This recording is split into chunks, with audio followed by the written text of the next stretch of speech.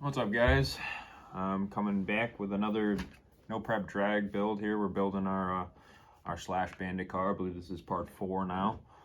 So today I'm going to be talking about the suspension, what I decided to go with. Obviously other options, but for this build I'm going to use the Traxxas GTR shocks. You guys see that? That's the 7461. I'm using fronts on the front and the rear because I don't really need the long shocks in the back. These are the blue ones. I think they make them in black and maybe even red now. And then for springs, I got red and blue springs. I'm gonna be using the blue ones in the back and the red in the front. The shocks don't come with springs, so you got to pick them up. That's 5434 and 5433. Oil, I'm gonna be using 70. That's 900 CST. You might go heavier, might go lighter, depending on your setup and where you're using it for. I figured 70 would be a good place to start, and I had some on hand, so why not go with that? Gonna need a little bit of fuel tubing. We're gonna be limiting these shocks because they sit too high up. We gotta bring the whole car down. So I'm gonna show you how I usually get close to doing that. It's not exact science, just the way I've been doing it. So we're gonna start with the front. I already opened these guys up, so we'll go with that. So I'll give you a closer look. The reason we're going with these shocks over anything else, to be honest, is just because I like the blue color. Proline makes some really nice shocks. They're Power Strokes, and I believe they make a Pro Spec one too. I was thinking about going any of those. I just happened to go with the Traxxas ones. Just like the way they looked, and we had 2 fronts on hand, so I grabbed them. So front shock, I'm gonna take these out. I'm gonna go over probably just limiting one with you, and then I'll just do the rest off camera real quick because it's probably gonna get a little tedious. They give you shock oil, but I think it's only like 30 weight, so I wouldn't really bother with that for this build. If you're doing any other type of car, off-road, 30 is probably fine. They give you the end spring perches and stuff in the box there, so make sure you don't miss that. But anyway, I'm gonna go ahead and pull the front shocks off of this, so I can show you guys how I'm gonna set up how much I need to limit them. Save the screws. If you're putting this on an older car, the top screws are different.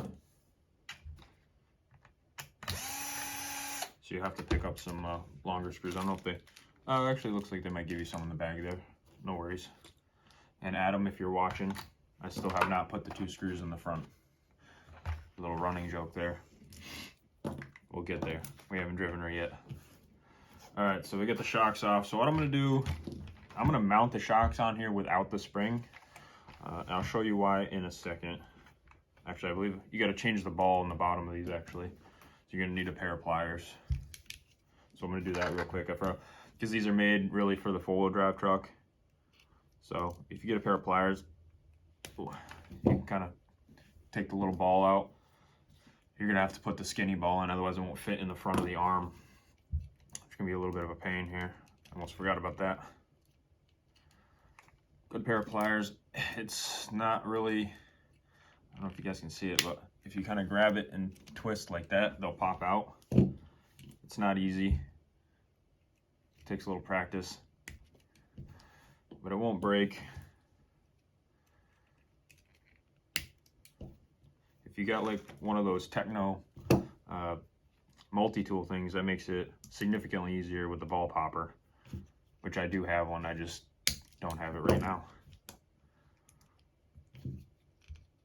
Just pop them back in, no big deal with a pair of pliers. So I'm gonna mount these on the front of the truck, putting them in the outer hole in the arm. And you're gonna have to take them on and off just the way I do it.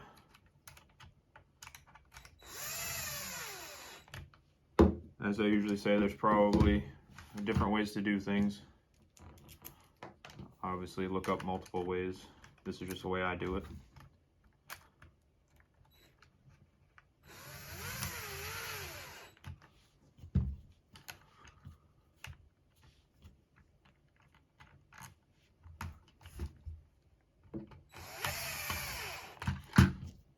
really, I'm mounting them without the spring because I'm gonna have to put fuel tubing in to limit the travel of these shocks.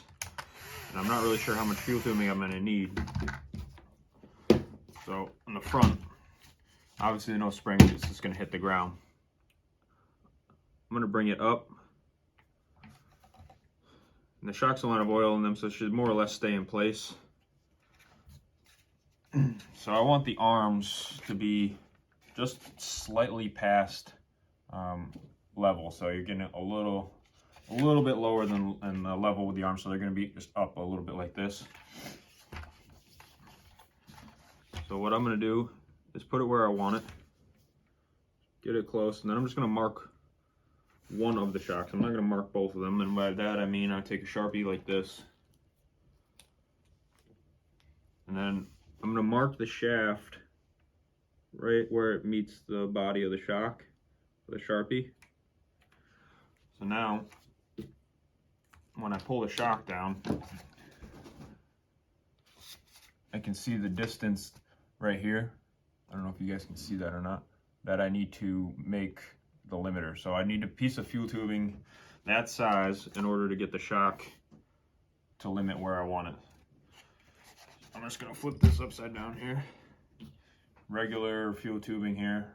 You can use hard spacers too, whatever. Just make sure you get the inner diameter the same size as the shaft. So I just got regular tubing. Try to cut it as square as possible. You know, look at the end here. I'm gonna just square it up.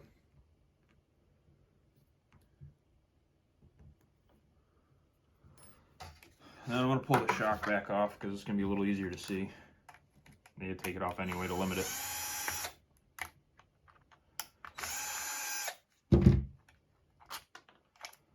I'll leave the other one on there for now.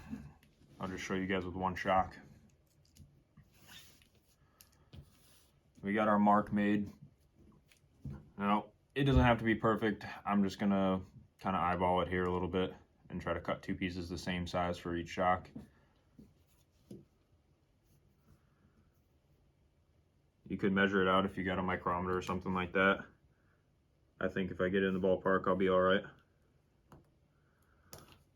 There's our limiter right there. Probably maybe a ½ inch. So I'm gonna cut a piece the same. Try to get it as close as possible. I guess this is where measuring would really come, so they sit evenly. It'll be all right. All right, so I got the two limiters here. Now these have to go on the inside of the shock. So lucky for us, these are brand new shocks, and so they don't have oil in them. Now you can do this with the stock shocks too. If you don't want to buy new shocks, you want to keep it a little on the budget side, you can limit the stock shocks exactly the same way we're doing it. You just have to pull the springs off and take the oil out of them. These are brand new, so we don't have any oil in them when we take them apart, which is nice. We'll have to put oil in them after. We do have to take the end off because we got to put the limiter underneath the piston, so the shaft can only come down this far instead of that far. So I just got to grab a pair of shock pliers. I'll be right back. All right, so I grabbed myself a set of shock pliers here, and they also have the ball popper in them, ironically. If you don't have shock pliers, you can use a regular pair of needle nose. Just get like a piece of paper or something to put between the teeth, so it doesn't, this shaft doesn't spin and get all twisted up or all scratched up and then chew up the O-rings. But anyway, I'm gonna use the pliers. You got to take the ends off here to pull the shaft up through. That. Then our shaft should come up like so. A little plastic left on there from the. So the shaft's out. Now we're taking the limiter and putting it on like so. It'll kind of stretch over. These are the thicker bore ones. So if you got a little oil or something laying around, you can put a little oil on it. It'll make it a little easier to slide up there, but that's all we're doing there. So now the shaft can't come out. We should put it back in. I'm going to test fit it. Make sure it kind of comes to my Sharpie line more or less. And it does. I don't know if you guys can see it, but it's right at the Sharpie line. So it worked out pretty good. I'm gonna throw the end back on.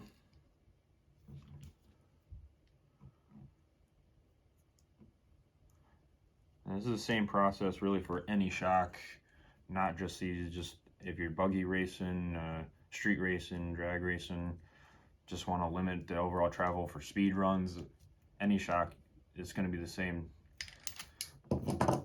So we got the shock limited. Pull the other one off here so you can see them side by side. We're gonna have to do this one in a second anyway.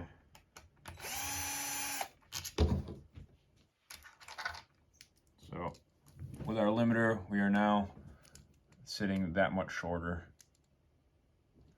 So it's the same process for all 4 shocks. I set the rear ride height the same. You just set the arms so they're just a little bit past level, brings the car down. You just got the off-road suspension set up here. And you can use it, you can do the same thing with the stock shock. The only reason we're going with these is because they're adjustable. And with drag racing, you're pulling off the line. If it's pulling one way or the other, you might have to tune the shocks independently. You could probably just go with these in the rear, but I wanted all 4 to match because it looks good. It's a little bit of a fashion show out there. But stock shocks will work. We'll get you on the track. The only thing left to do after the limiter is installed is to put oil in them. Usually just fill it up maybe, I don't know, 20%. These are brand new, so they never had oil in them. Give them a little pump. This just gets a little bit of the oil in the O-rings. And if you look inside there, it's sucked in all the oil, so we'll give it a little bit more. You hear all the air coming out of it. So I'd show you, but there's a bunch of air bubbles in there. If you guys have never done shocks before, you're gonna wanna let that sit. If you have a shock stand or a car stand of some kind, I'm just gonna set them somewhere on the car so the oil can bleed out of it. Maybe. Just let it sit there. At this time, I would just take it and limit the other shocks and put them all back on. I'll leave the camera rolling. I'll just speed it up while I do the other front shock and the rear shocks.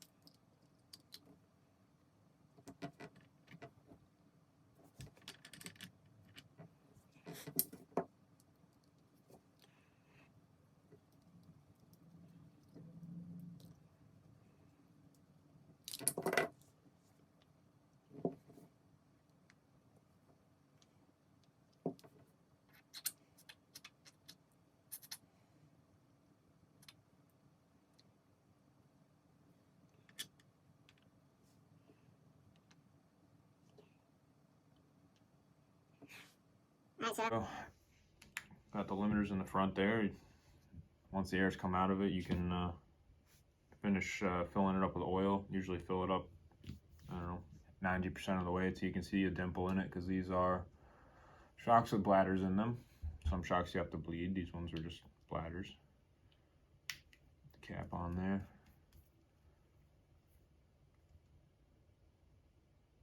Should feel nice and smooth, not bind up, which it does.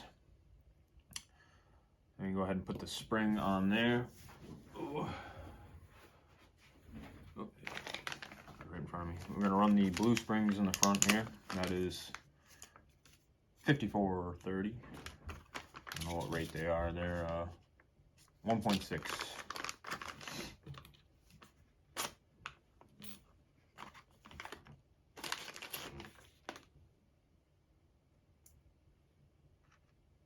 So the Traxxas perches are pretty nice because they have a screw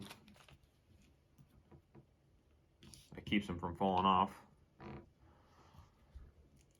Slide the spring on. You're gonna have to put some pressure on this spring because we limited the shock, so you're gonna have to pull it back a little bit. My hands are a little oily, but whatever.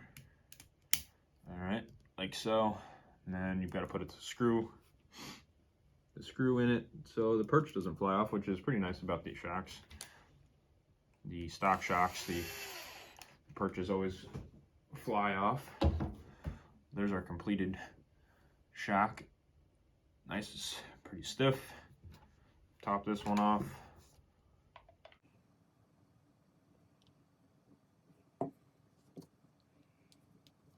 You don't cross that on there. This one bled a little bit. We can put oil up in that one. That was good. Another spring on. Perch. Pretty heavy springs.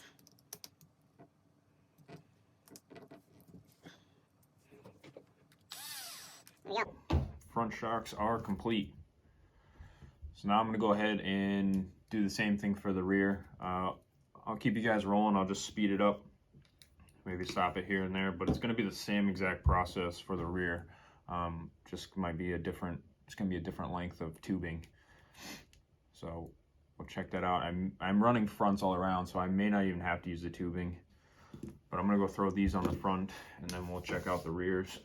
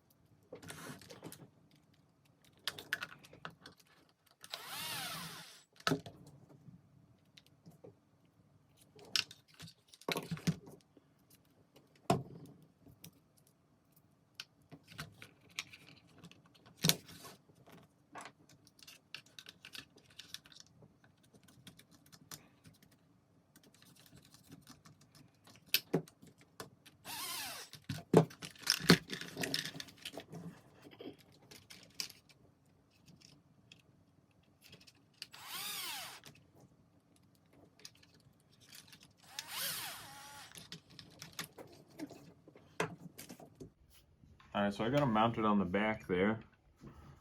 Taking a look at the length, fully extended. And it looks like fully extended, our arms are actually sitting pretty much the way I want them. I don't know if you guys can see that. So I'm not gonna have to limit the rear shocks, at least at the moment.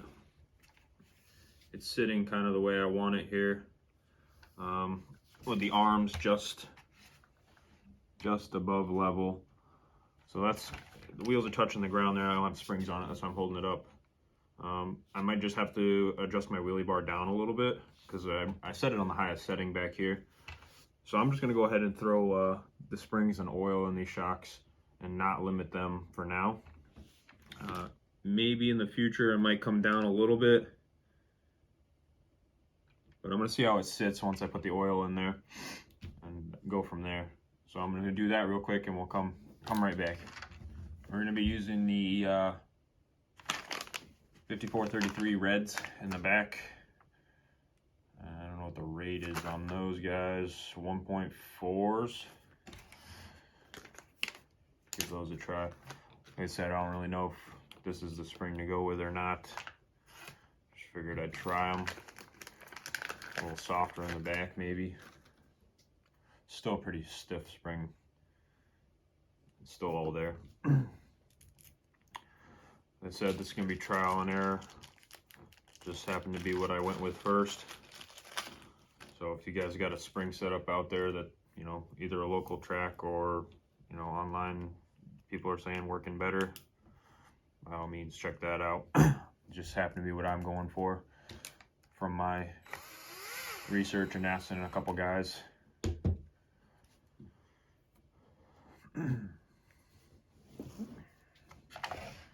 Almost done here with the back. Just bolting them on. I got them full of oil. I did leave them attached on the bottom just so it held it for me while I put oil in it. Obviously a shock stand or something like that would probably benefit in this situation, which I also have, but not down here.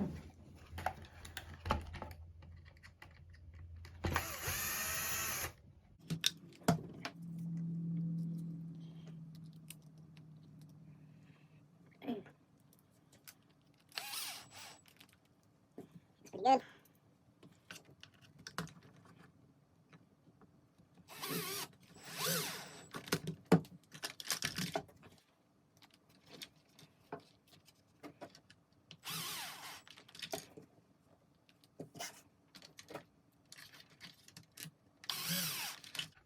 There we go.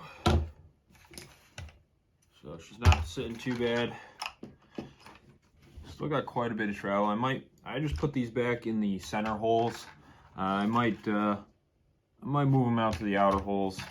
Just get it to sit a little bit lower. Still got quite a bit of travel here. I might mess with that a little bit more. But for now, we're looking good. Definitely a lot lower and a lot stiffer than when we started. I'm going to adjust the wheelie bar. Should probably just do that real quick here. See if I can get it a little bit lower. I'm going to throw it at the, we'll see what it looks like, the lowest point here.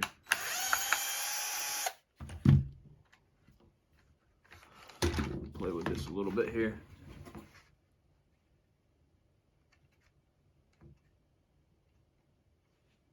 And I'm going to put it in the second to last lowest point here. I think the other one's a little bit too low. This is all going to be in our, when we test and tune it. We will be driving it. Get it finished set up first. Now our wheelie bar's hitting early in the back. Shouldn't pop too much of a wheelie there.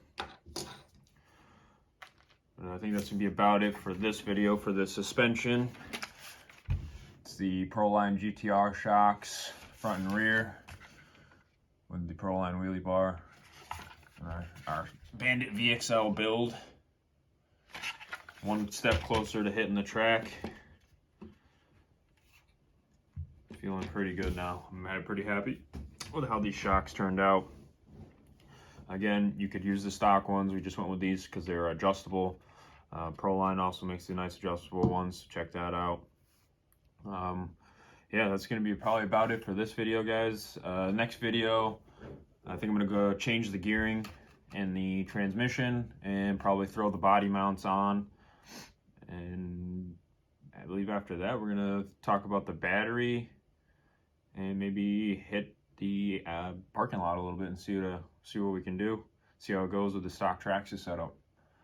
Thanks for watching, guys. Stay tuned. More videos to come about the car. Head down to the shop. We got all the stuff here all the stuff I use in the video we got here. Build your own car. Thanks for watching, guys. I'll see you in the next video.